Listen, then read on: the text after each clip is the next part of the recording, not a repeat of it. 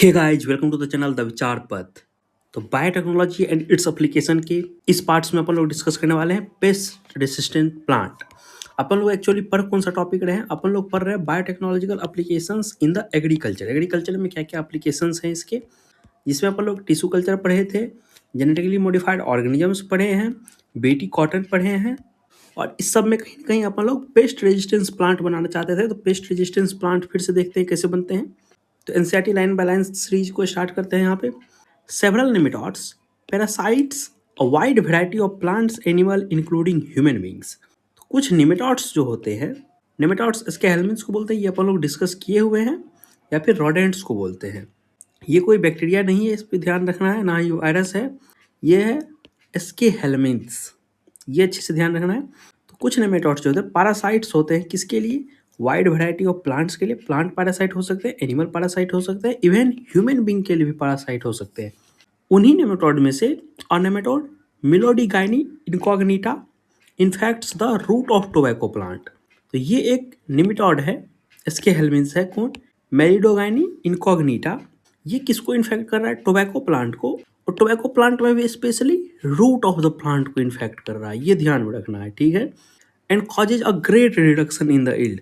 जब रूट को ही बर्बाद कर देगा तो रिडक्शन बाय डिफॉल्ट उससे कम हो जाएगा। तो मेलिडोगाइन इनकॉग्निटिया बहुत ही बदमाश पैरासाइट है, निमेटोड है, ये root of the tobacco plant को बर्बाद कर दे रहा है। और novel strategy was adopted to prevent this infestation which was based on the process of RNA interference. तो इस बदमाश निमेटोड को रोकने के लिए एक बहुत ही नोवेल स्ट्रेटेजी अपनाया गया, आरएनए इंटरफेरेंस तकनीक अपनाया गया, आरएनए इंटरफेरेंस का हेल्प लिया गया। तो आइए समझेंगे आरएनए इंटरफेरेंस एक्चुअली है क्या। शॉर्ट में इसको लिखते हैं RNAi. RNA interference takes place in all eukaryotic organism as a method of cellular defence. तो सबसे पहले आप ये जान लीजिए, आरएनए इंटरफेरेंस कोई नया चीज़ नहीं है। सारे के सारे यूकैरियोटिक ऑर्गेनिज्म में, ऑल यूकैरियोटिक ऑर्गेनिज्म में ये as a method of cellular defence देखने को मिलता है। जो सेल अपने डिफेंस में इसको यूज करता है, इस मेथड को। इस मेथड में समझेंगे क्या क्या है। This method involves silencing of specific mRNA. तो आरएनए इंटरफेरेंस में एक्चुअली ये होता है, किसी स्पेसिफिक एमआरएनए को साइलेंस कर दिया जाता है। साइलेंस करना मतलब रोक दिया जाता है, एक्सप्रेस होने ही नहीं देता। देखिए अपन लोग सब सेंट्रल डोग्मा में ये सब पढ़ते आ रहे हैं। डीएनए है, डीएनए से ट्रांसक्रिप्शन होगा तो आरएनए बनेगा, आरएनए से फिर ट्रांसलेशन होकर के प्रोटीन बनना है, ठीक है।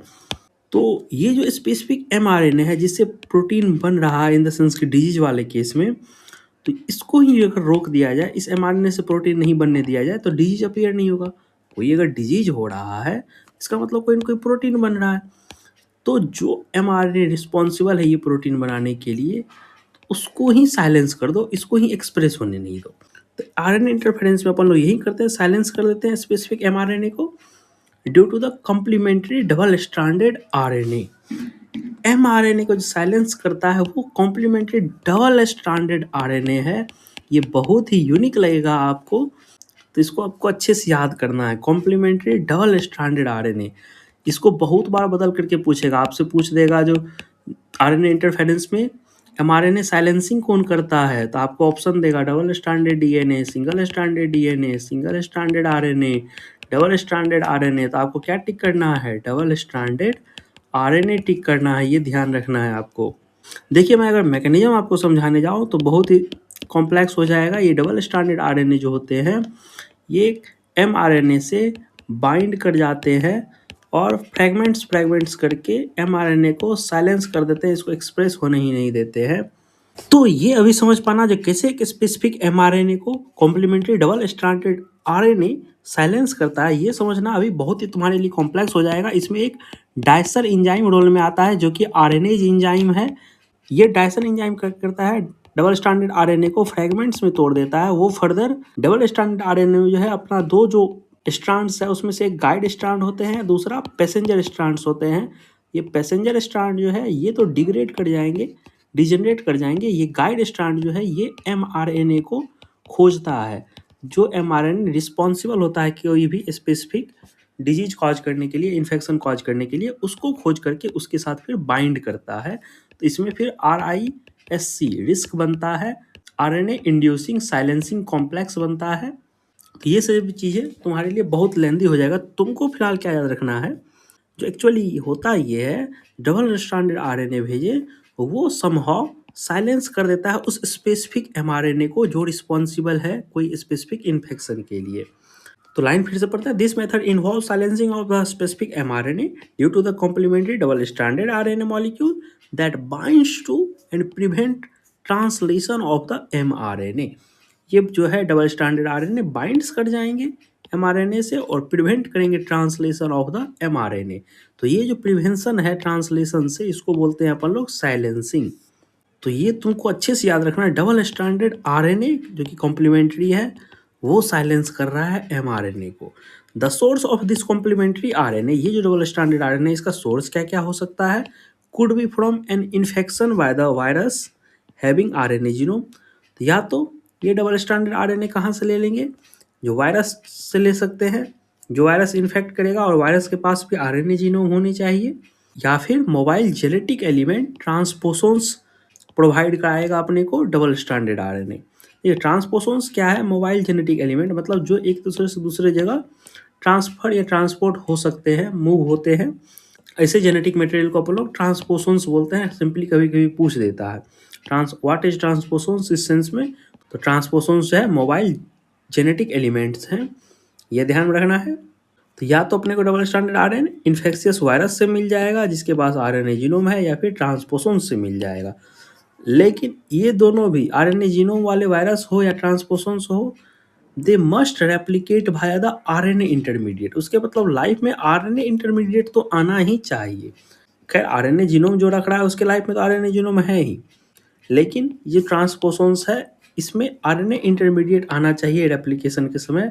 आरएनए इंटरमीडिएट आ पाएगा तभी ये डबल स्ट्रैंडेड कॉम्प्लीमेंट्री आरएनए अपना जीन साइलेंसिंग में या एमआरएनए साइलेंसिंग में हेल्प कर पाएगा।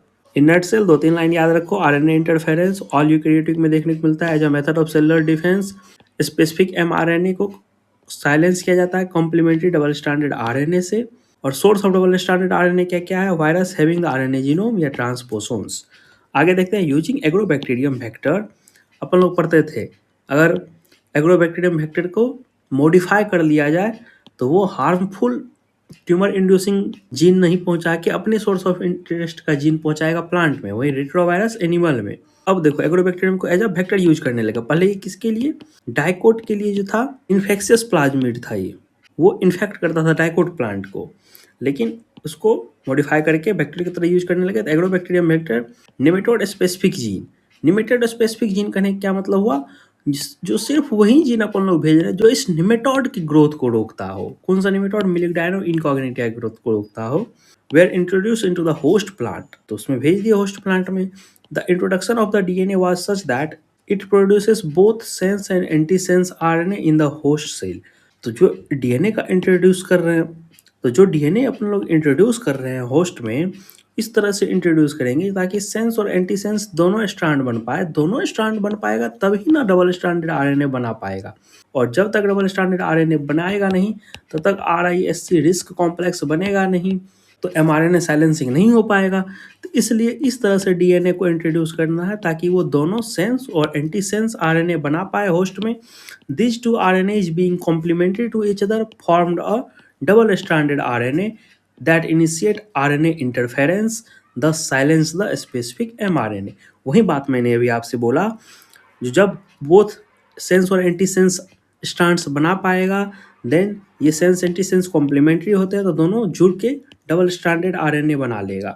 और जब ये डबल स्ट्रैंडेड आरएनए बन जाएगा तब आरएनए इंटरफेरेंस इनिशिएट हो जाएगा। इस इनिशिएशन से फिर साइलेंसिंग ऑफ स्पेसिफिक एमआरएनए हो पाएगा। आरएनए भी किसका अपन लोग साइलेंस कर रहे हैं, निमेटोड वाला। The consequences was that parasite could not survive in a transgenic host. देखो पैरासाइट का तो एक तरह से नॉर्मल एमआरएनए था, इससे फर्दर वो प्रोटीन बनाता और सर्वाइव करता, लेकिन अपन लोग क्या है कि इसका एमआरएनए को एक्सप्रेस होने ही नहीं दी, मतलब प्रोटीन ही नहीं बनाने दे रहे। इससे क्या हो रहा है, पैरासाइट जो है सर्वाइव नहीं कर पा रहे हैं in the transgenic host. Transgenic शब्द तुम समझो, ट्रांसजेनिक शब्द क्यों लिखा है, क्योंकि जेनेटिकली मॉडिफाइड क्रॉप अब ये हो गया।